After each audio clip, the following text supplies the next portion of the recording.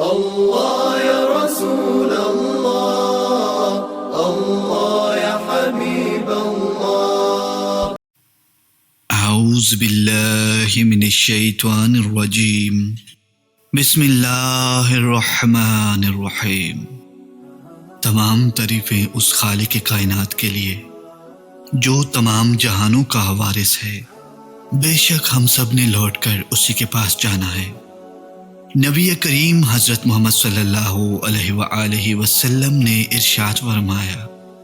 تم میں سے کوئی شخص مومن نہ ہوگا جب تک کہ تقدیر پر ایمان نہ لائے،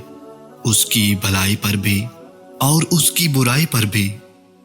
یہاں تک کہ یقین کر لے کہ جو بات واقعہ ہونے والی تھی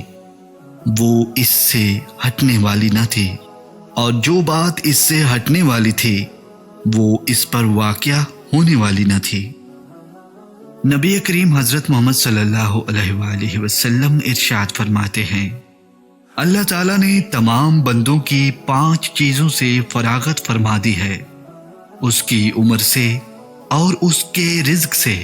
اور اس کے عمل سے اور اس کے دفن ہونے کی جگہ، اور یہ کہ انجام میں سعید ہے یا شقی ہے۔ کسی ایسی چیز پر آگے مت بڑھ جس کی نسبت تیرا یہ خیال ہو کہ میں آگے بڑھ کر اس کو حاصل کر لوں گا، اگرچہ اللہ تعالیٰ نے اس کو مقدر نہ کیا ہو، اور کسی ایسی چیز سے پیچھے مت ہٹ جس کی نسبت تیرا یہ خیال ہو کہ وہ میرے پیچھے ہٹنے سے ٹل جائے گی، اگرچہ اللہ تعالیٰ نے اس کو مقدر کر دیا ہو۔ بے شک وہی ہوتا ہے جو منظور خدا ہوتا ہے۔ نبی کریم حضرت محمد صلی اللہ علیہ وآلہ وسلم نے ارشاد فرمایا، اپنے نفع کی چیز کو کوشش سے حاصل کر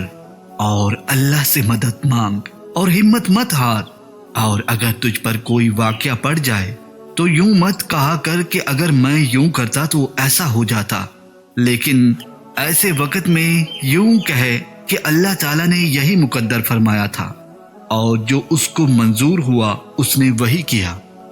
آدمی کی سعادت یہ ہے کہ خدا تعالیٰ نے جو اس کے لیے مقدر فرمایا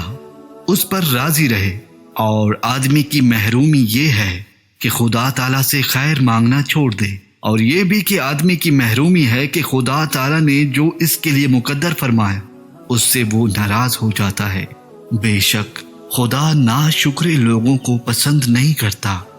ایک اور حدیث میں نبی کریم حضرت محمد صلی اللہ علیہ وآلہ وسلم ارشاد فرماتے ہیں، جو شخص اپنے دل سے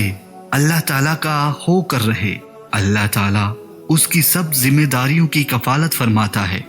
اور اس کو ایسی جگہ سے رزق عطا کرتا ہے جہاں پر اس کا وہم و گمان بھی نہیں ہوتا، اور جو شخص دنیا دار ہو جائے تو اللہ تعالیٰ اسے بے شک دنیا کے حوالے کر دیتا ہے اور اس سے منہ موڑ لیتا ہے۔ بندے کی دعا قبول ہوتی ہے تا وقت کہ کسی گناہ یا رشتہ داروں کے ساتھ بدسلوکی کی دعا نہ کرے، جب تک کہ جلدی نہ مچا دے۔ عرض کیا گیا، یا رسول اللہ صلی اللہ علیہ وآلہ وسلم، جلدی مچانے کا کیا مطلب ہے؟ آپ صلی اللہ علیہ وآلہ وسلم نے فرمایا، جلدی مچانا یہ ہے کہ یوں کہنے لگے کہ میں نے بار بار دعا کی مگر قبول ہوتی ہوئی نہیں دیکھی، سو اس لیے وہ دعا کرنا چھوڑ دیتا ہے۔ تو اللہ تعالیٰ فرماتے ہیں، دعاؤں میں جلدی مت کیا کرو، اور اپنے رشتہ داروں کے ساتھ بدسلوکی کی دعائیں مت مانگا کرو، بے شک اللہ سب کی دعائیں قبول فرماتا ہے۔ کوئی ایسا مسلمان نہیں جو کوئی دعا کرے جس میں گناہ اور قطع رحمی نہ ہو، مگر اللہ تعالیٰ اس دعا کے سبب اس کو 3 چیزوں میں سے ایک ضرور عطا کرتا ہے، یا تو فی الحال وہی مانگی ہوئی چیز دے دے، اور یا اس کو آخرت کے لیے ذخیرہ کر دیتا ہے، اور یا کوئی ایسی ہی برائی اس سے ہٹا دیتا ہے۔ صحابہ کرام نے عرض کیا، اس حالت میں تو ہم خوب کثرت سے دعا کیا کریں گے۔ آپ صلی اللہ علیہ وآلہ وسلم نے فرمایا، اللہ تعالیٰ کے یہاں اس سے بھی زیادہ عطا کی کثرت ہے، بے شک تم مانگنے والے بنو، وہ ضرور عطا کرے گا۔ نبی کریم حضرت محمد صلی اللہ علیہ وآلہ وسلم فرماتے ہیں کہ تم میں سے ہر شخص کو اپنے رب سے سب حاجتیں مانگنی چاہیے، یہاں تک کہ اس سے نمک بھی مانگے اور جوتی کا تسمہ ٹوٹ جائے وہ بھی اسی سے مانگے، بے شک وہ بہترین عطا کرنے والا خالق ہے۔ نبی کریم حضرت محمد صلی اللہ علیہ وآلہ وسلم نے ارشاد فرمایا، 5 چیزوں کو 5 چیزوں کے آنے سے پہلے غنیمت سمجھو اور ان کو دین کے کاموں کا ذریعہ بنا لو۔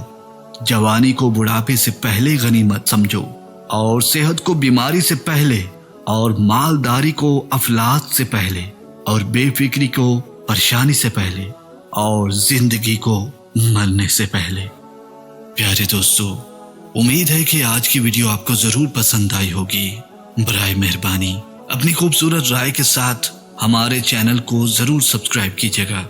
اور کامنٹ باکس میں اپنی رائے دینا ہرگز مت بھولیے گا۔ ملتے ہیں اگلی ویڈیو میں، تب تک کے لیے اللہ نگہبان۔